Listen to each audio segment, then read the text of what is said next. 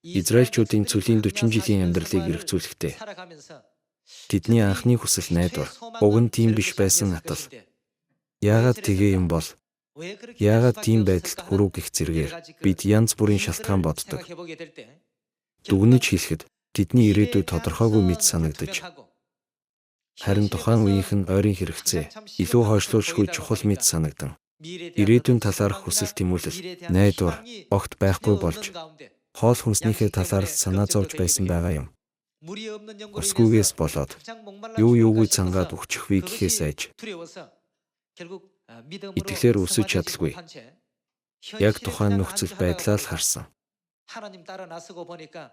Бид Бурханыг дагдагч, Бурхан хоол хүнсээр хангадаггүй.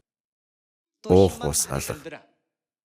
Хитрхи хэцүү байна гэсэн бодлууд нь Канаан орох эрхээ алдсан шалтгаануудын нэг байсан биш үү гэсэн бодол төрнө.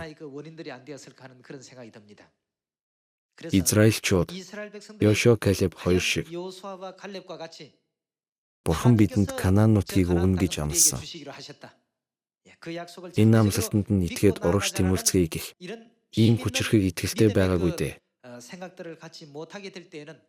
Байнга л тухайн бодит байдалд сэтгэлээр унаж,